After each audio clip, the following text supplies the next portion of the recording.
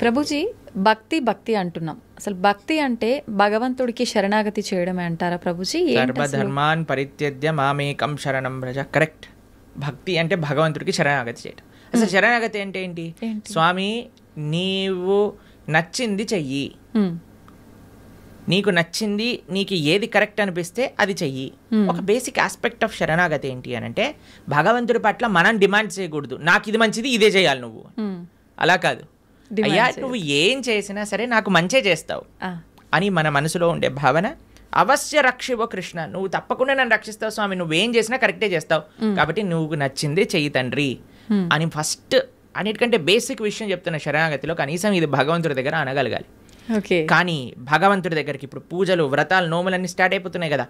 ఈ నోములో ఇది చేస్తే నాకు ఈ ఫలితం వస్తుంది, ఏ నోము చేస్తే నాకు ఏ ఫలితం వస్తుంది, ఈ స్తోత్రం చదివితే నాకు ఇది అవుతుంది, ఆ పూజ చేస్తే నాకు అది అవుతుంది, ఇన్ని వారాలు ఇచ్చేస్తే నాకు ఇది అయిపోతుంది.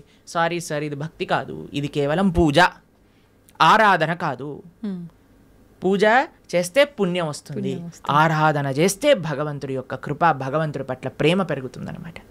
కాబట్టి తిరువారాధన అని మనము భగవద్భక్తి సాంప్రదాయంలో అంటాం. స్వామి యొక్క ఆరాధన అనేది యూజ్ చేస్తాం. ఆరాధన అంటే ఎప్పుడైతే ప్రేమ ఉంటుందో, అక్కడ ఎటువంటి అపేక్ష ఉండదో అది ఆరాధన అవుతుంది. కానీ నాకు ఇది కావాలి అని మనం చేస్తే అది పూజ అవుతుంది, దానివల్ల పుణ్యం మాత్రమే వస్తుంది, భక్తి రాదు. కాబట్టి మీరు అన్నట్టుగా భగవంతుడి యొక్క పూజ చేయటము లేదా భగవంతుడి యొక్క ఆరాధన చేయడం యొక్క అన్నిటికంటే గొప్ప ఫలితం ఏంటి అని అంటే భగవంతుడికి శరణాగతి చేయుట. స్వామి, నేను నీ వాణ్ణి, నీకు చెందినవాణ్ణి, నువ్వు నాకు ఏం చేసినా సరే అది తప్పకుండా కరెక్టే చేస్తావు అని భగవంతుడికి కంప్లీట్ శరణాగతి, శ్రీకృష్ణ భగవానుడికి కంప్లీట్గా శరణాగతి చేయుట, దాన్నే భక్తి అని అంటారు. చాలా కరెక్ట్గా చెప్పారు మీరు. ఆ భావన చాలా శ్రేష్టమైన భావన, అందరూ అలవర్చుకోవాల్సిన భావన. ప్రభుజీ, ఒక జీవి ముక్తి పొందాలి అంటే మీరు చెప్పినట్టుగా భగవంతుడికి శరణాగతి చేస్తే ముక్తి పొందొచ్చు అంటారా? అదే మార్గం భగవంతుడి దగ్గరికి వెళ్ళడానికి, భగవంతుడి యొక్క సేవ చేయడానికి మార్గమే భక్తి శరణాగతి. ఇంకే మార్గం లేదు. భగవంతుని చేరుకోవడానికి అన్నిటికంటే ఈజియెస్ట్ మార్గం, అన్నిటికంటే బెస్ట్ మార్గం ఏదన్నా ఉంటే అది భక్తియే. ఆ భక్తి తప్ప సమాశ్రితాయై పదపల్లవప్లవం మహత్పదం పుణ్య యశోమురారే భవాంబుదిర్వత్స పదం పరం పదం పదం పదం యద్విపదాం న తేషాం అని అంటారు. సమాశ్రితాయై అంటే శరణాగతి చేయటం. ఎవరైతే భగవంతుడి యొక్క శ్రీచరణాలను ఆశ్రయిస్తారో అటువంటి వాడికి ఏమవుతుందంటే, ఇంత పెద్ద సంసార సాగరం అంటాం కదండి, సంసార సాగరంలో కొట్టి ముట్టాడుతున్నాం అంటారు కదా, ఆ సంసార సాగరం ఎంత అయిపోతుందట అంటే, ఒక గోవు దూడ పాదం ఉంటుంది కదండి, దూడ కానీ బుడదలో పాదం పెట్టింది అనుకోండి, ఇంత చిన్న హోల్ అవుతుంది, దాంట్లో ఎంత నీళ్లు ఉంటాయి? తక్కువగా ఉంటాయి. అన్ని నీళ్ళు అయిపోతుందంటే ఈ సంసార సాగరం మొత్తం ఎవరైతే భగవంతుడికి శరణాగతి చేస్తారు. అంత నీటిని ఎంత సులభంగా దాటొచ్చండి, ఒక పాదం పెడితే సరిపోతుంది, దాటి అంతే. అలా సంసారాన్ని దాటేయచ్చట ఎవరైతే భగవంతుడి యొక్క పాదాలకు శరణాగతి చేస్తారు.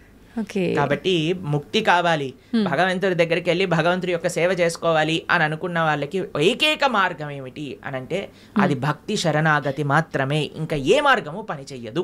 ఓకే ప్రభుజీ, మోక్షం అంటుంటాం, ముక్తి మోక్షం ఒకటేనా? ఇవి రెండు కూడా భగవంతుని చేరుకోవడాన్నే ముక్తి మోక్షం అని అంటారా? ఎస్, ముక్తి మోక్షము అని అంటే చాలా మందికి ఒక మిస్కన్సెప్షన్ ఏముంటుంది అని అంటే భగవంతుల్లోకి వెళ్ళి కలిసిపోవటము అని అనుకుంటారు, ఐక్యం అయిపోవటము అని అంటారు. చాలా మంది ఈ మాట వాడుతూ ఉంటారు అనమాట. ఐక్యం అయిపోవాలి భగవంతుడి లోపల. మనం ఏమి భగవంతుడి లోపల ఐక్యం అవ్వడానికి పుట్టలేదండి. జీవులం అందరూ కూడా జీవేర స్వరూప హోయ్ కృష్ణేర నిత్య దాస్, మనందరం కూడా భగవంతుడి యొక్క సేవ చేయడానికి ఉన్నాం. ఇప్పుడు చూడండి, ఒక చిన్న పిల్ల ఉంది, ఆవిడికి అమ్మ అంటే చాలా ప్రేమ ఉన్నప్పుడు ఆ చిన్నపిల్ల వచ్చి అమ్మతోటి, అమ్మ మళ్ళీ నేను నీ పొట్టలోకి దూరిపోతాను, నీ శరీరంలోకి వెళ్ళిపోతాను అని అంటే, ఒరే శరీరంలోకి వెళ్ళటం ఏంట్రా, నువ్వు అమ్మ అంటే ప్రేమ ఉంది అని అంటే నువ్వు ఏదో ఒక సేవ చేయాలి, అమ్మకి నచ్చినట్టుగా ఉండాలి, అమ్మకి నచ్చే విధంగా ఉండాలి, అదే సేవ కదండి. అమ్మ పొట్టలోకి వెళ్ళిపోవటం ప్రేమనా లేదా అమ్మకి నచ్చే పనులు చేయటం ప్రేమనా? నచ్చే పని చేయటం. కాబట్టి భగవంతుడి యొక్క భక్తి, భగవంతుడి ముక్తి అని అంటే భగవంతుడు లోపలికి వెళ్ళిపోవాలి అని కోరుకోవటం కాదు, భగవంతుణ్ణే అయిపోవాలి అని చాలా మంది అనుకుంటూ ఉంటారు అనమాట.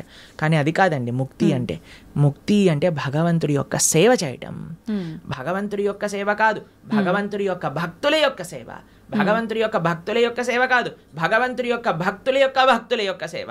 భగవంతుడి యొక్క భక్తుల యొక్క భక్తుల యొక్క సేవ కాదు, భగవంతుడి యొక్క భక్తుల యొక్క భక్తుల యొక్క భక్తుల యొక్క సేవ. దాసానుదాసో తవ పాదేయిక మూలం, ఇది ముక్తి అని అంటే.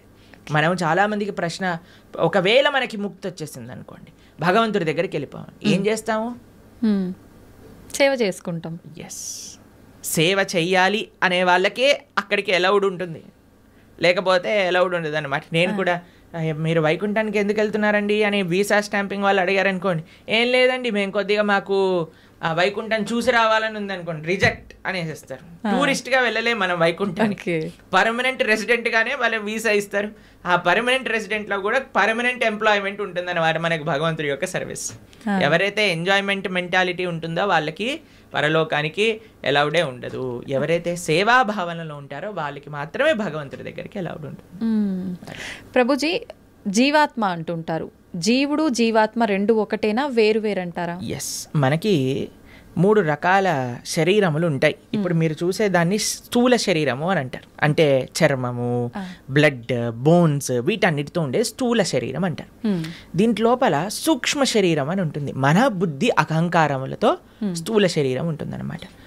దాని లోపల స్థూల శరీరం, సూక్ష్మ శరీరం, దాని లోపల మనకి కారణ శరీరము అని అంటారు, దాన్ని ఆత్మ, జీవాత్మ అని అంటారు.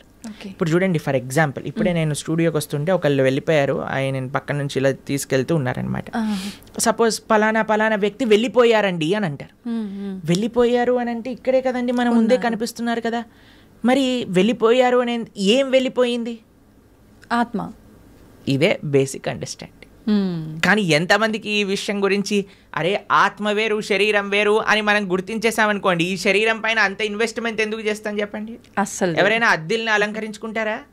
మీకు ఈ స్టూడియో అంటే జస్ట్ రెంట్కే ఇచ్చారంటే మీరు ₹1 కోటి పెట్టి దీన్ని రీమోడిఫికేషన్ చేస్తారా? లేదు, ఆలోచిస్తాం ప్రభుజీ, ఖచ్చితంగా ఆలోచిస్తాం. ఎప్పుడైతే మన సొంత ఇల్లు ఉంటుందో అక్కడ అలంకరించుకుందాం అని అనుకుంటారు కదా. కానీ మనందరం చేసే పని ఏంటి? ఇది తెలుసు, అదే ఈ శరీరము పర్మనెంట్ కాదు, అయినా సరే మనం ఈ శరీర పోషణలో ఉన్నాం, కానీ శరీర పోషణలో ఉండద్దు అని చెప్పట్లేదండి, కానీ ముఖ్యమైన ఆత్మని మర్చిపోరాదు, అది అన్నిటికంటే ముఖ్యం. జీవాత్మ మనము అని అంటే, ఇప్పుడు చూడండి, ఇది నా చెయ్యి అంటాం, నా చెయ్యి, నా షర్ట్, నా వాచ్, నా తల, నా కళ్ళు, మరి నువ్వెవరు? నా నా నా నా అంటున్నావు కదా, మరి నువ్వెవరు అని కానీ మనం ప్రశ్న చేసుకుంటే మనకు తెలుస్తుంది మనం ఈ శరీరం కాదు. శరీరం అయితే మరి ఆ వ్యక్తి అలానే ఉన్నాడు కదా, వెళ్ళిపోయారు అని ఎందుకు అంటున్నారు? జీవులం మనం, మనందరం కూడా ఆత్మ, అదే జీవాత్మ అంటారు. కేవలం ఈ 3 కాదండి, ఇంకొక ఆయన కూడా మన శరీరంలో ఉన్నారు, ఆయన పరమాత్మ. మన హృదయంలో, హృదయ స్థానంలో 2 ఉంటారు వ్యక్తులు, జీవాత్మ, పరమాత్మ, 2.